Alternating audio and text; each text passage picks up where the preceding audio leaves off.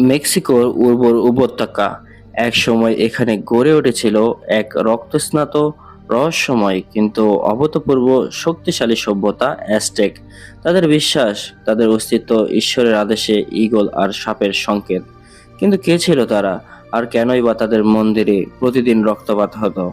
তাহলে চলুন ইতিহাসে ধূলিকণার মাঝে ফিরে যায় অ্যাজটেকদের বিস্ময়কর জগতে। অ্যাজটেক সভ্যতা বর্তমান মেক্সিকো অঞ্চলে গড়ে উঠেছিল। বিশেষ করে মেক্সিকো উপত্যকা ছিল এর কেন্দ্র। আনুমানিক 1300 খ্রিস্টাব্দ থেকে 1521 খ্রিস্টাব্দ পর্যন্ত তারা নিজেদের মেক্সিকা বলেই পরিচয় দিত। কিন্তু অ্যাজটেক শব্দটি পরবর্তীকালে ইউরোপিয়ানদের দ্বারা দেওয়া হয়। ধারণা করা হয় অ্যাজটেকরা অ্যাস্টলান নামক অঞ্চল থেকে আধুনিক মেক্সিকোতে স্থানান্তরিত হয়েছিল।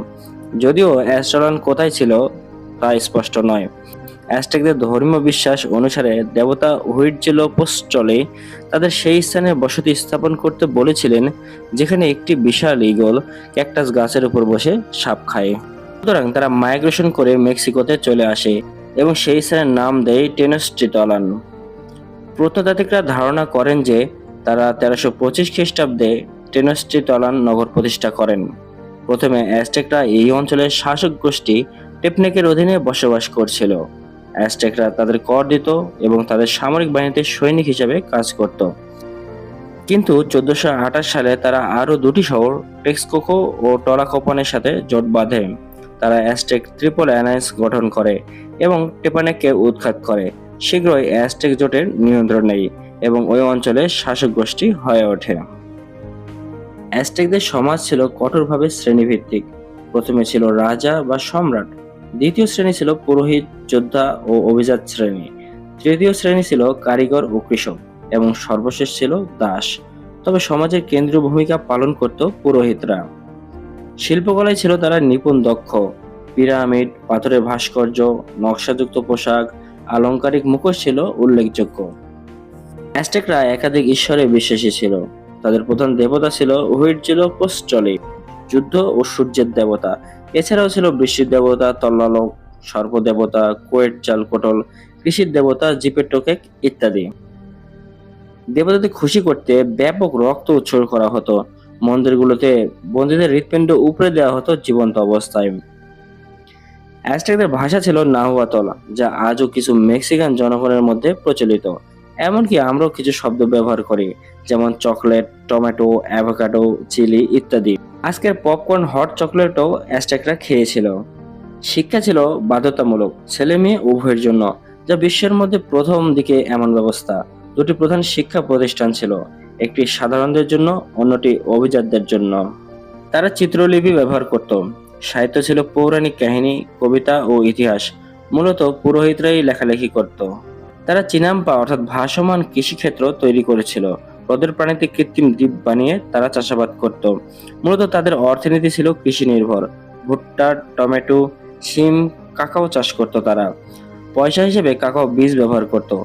এছাড়াও তাদের মাঝে সুসংগঠিত বাজার ব্যবস্থাও ছিল। তারা জ্যোতির্বিদ্যায় দক্ষ ছিল। তাদের সুনির্দিষ্ট ক্যালেন্ডার ছিল, যা 365 দিনের সৌর বছর এবং 260 দিনের ধর্মীয় বর্ষ ছিল। সর্বোচ্চ শাসক ছিল সম্রাট, তাকে ঈশ্বরের প্রতিনিধি ভাবা হতো। প্রতিটি নগর রাষ্ট্রের নিজস্ব প্রশাসন ছিল, তবে টেনোচটিটলান ছিল প্রধান কেন্দ্র। আইন কানুন ছিল কঠোর ও সুসংগঠিত। হত্যাকাণ্ড, চুরি ইত্যাদির জন্য কঠোর শাস্তি দেওয়া হতো। অ্যাজটেকরা ছিল খুবই যুদ্ধবাজ জাতি। ফুলযুদ্ধ বা ফ্লাওয়ার ওয়ার নামে এক ধরনের যুদ্ধ হতো, যেখানে মূল উদ্দেশ্য ছিল বন্দী ধরা ও দেবতাদের জন্য উৎসর্গ করা। যোদ্ধাদের পোশাক ও উপাধি ছিল সাহস অনুযায়ী, যেমন জাগুয়ার ওয়ারিয়র, ইগল ওয়ারিয়র ইত্যাদি।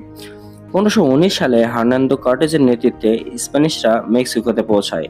তারা সোনার সন্ধান করছিল। অ্যাজটেক শাসক মোহেৎকুজোমার উপহার প্রমাণ করেছিল যে সেখানে সোনা আছে।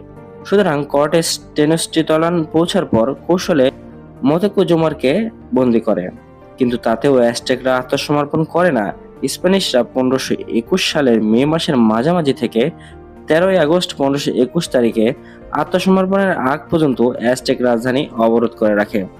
স্প্যানিশদের সহায়তা করে প্রাক্তন ট্রিপল অ্যালায়েন্সের টেক্সকোকোর একজন সদস্য। টেনোচটিটলান বেশিরভাগ যুদ্ধে ধ্বংস হয়ে যায়।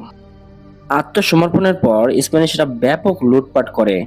পুড়িয়ে ফেলে সব ঘরবাড়ি এবং ধ্বংস করা হয় অ্যাজটেকদের আবাসভূমি টেনোচটিটলান। এছাড়াও বড় ভূমিকা রাখে ইউরোপীয় রোগ স্মল পক্স। কর্টেজ ধ্বংসাবশেষের উপরে একটি স্প্যানিশ উপনিবেশের রাজধানী মেক্সিকো সিটি নির্মাণ করেন এবং গভর্নর হিসেবে নিযুক্ত হন। পরিশেষে বলা যায়, অ্যাজটেক সভ্যতা ছিল ধর্ম, বিজ্ঞান, যুদ্ধ ও শিল্পের এক অনন্য মিশ্রণ। যেমন ছিল জ্ঞানের বাতিঘর, তেমনি ছিল ভয়ঙ্কর মানব বলির মঞ্চ। তাদের উত্থান যেমন দ্রুত, পতনও ঠিক ততটাই নাটকীয় ছিল। তবুও অ্যাজটেকরা আজও বেঁচে আছে, তাদের ভাষায়, তাদের প্রতীকে, তাদের সংস্কৃতিতে, মেক্সিকোর প্রতিটি হৃদয়ে। ধন্যবাদ।